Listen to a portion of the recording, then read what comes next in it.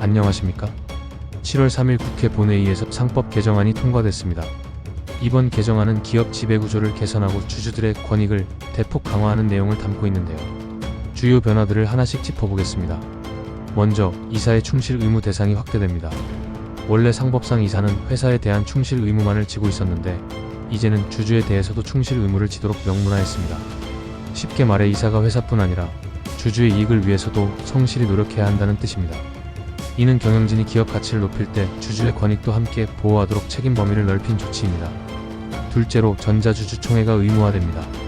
앞으로 상장 기업들은 주주총회를 열 때 온라인으로도 주주들이 참석하고 의결에 참여할 수 있도록 하는 전자주주총회를 반드시 도입해야 합니다.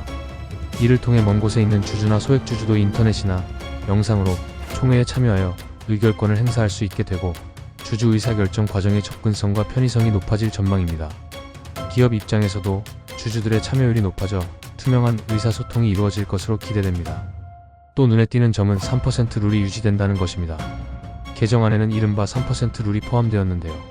3% 룰이란 기업의 감사위원을 선임할 때 최대 주주와 그의 특수관계인이 행사할 수 있는 의결권을 합산하여 3%까지로 제한하는 규정을 말합니다. 대주주의 과도한 영향력을 막기 위한 장치로 감사위원 선출 시 대주주는 많은 지분을 가졌더라도 3% 이상 표를 행사할 수 없습니다. 이번 법 개정 과정에서 논란이 있었지만 결국 3% 룰을 현행대로 유지하기로 합의하여 통과시켰습니다. 이를 통해 대주주의 견제 장치를 계속 두어 기업 경영의 투명성을 높이고 소액주주를 보호하겠다는 취지입니다. 한편 사회이사라는 명칭은 앞으로 독립이사로 바뀝니다. 사회이사란 회사 업무를 집행하지 않는 외부 전문가 출신의 이사를 말하는데요.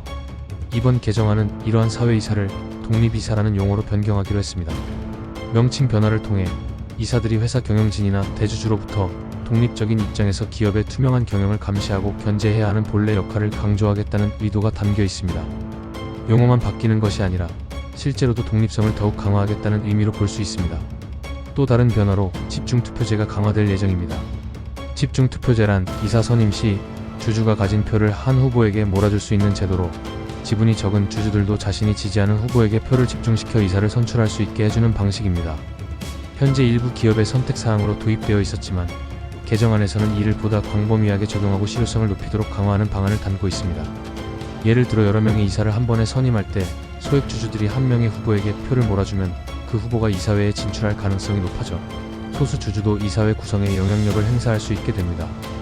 다만 집중투표제 의무화 문제는 여야 이견으로 이번 본회의에서는 최종 도입 결정이 보류됐습니다.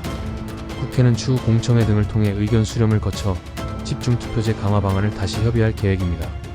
마지막으로 감사위원 분리선출 제도가 확대됩니다. 감사위원은 회사의 회계와 경영을 감시하는 역할을 맡은 이사로 현재는 상장사에서 감사위원 중 한 명을 다른 이사들과 분리하여 선출하도록 하고 있습니다. 이 분리선출 제도는 대주주 의결권 3% 제한인 3% 룰과 맞물려 소액주주들이 감사위원 한 명은 대주주의 영향력을 최소화한 채 선임할 수 있도록 보장하는 장치인데요. 개정안에서는 앞으로 이렇게 분리선출되는 감사위원의 수를 2명 이상으로 늘리거나 감사위원 전원을 분리선출하는 방안까지 확대하는 것을 추진하고 있습니다. 즉, 감사위원의 구성의 독립성을 한층 높여 대주주의 경영 감시를 강화하겠다는 취지입니다. 이 역시 현재는 여야 간 추가 논의가 필요한 상황으로 이번에는 한 명 분리선출만 우선 유지하고 2명 이상 확대 여부는 추후 결정하기로 했습니다.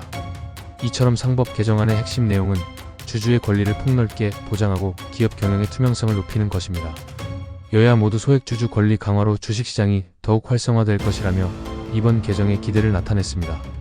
기업들은 갑작스러운 변화에 따른 부담을 우려하고 있지만 국회와 정부는 시행 과정에서 부작용을 최소화하고 필요한 보완 조치를 마련하겠다고 밝혔습니다. 지금까지 상법 개정안의 주요 내용을 전해드렸습니다. 감사합니다.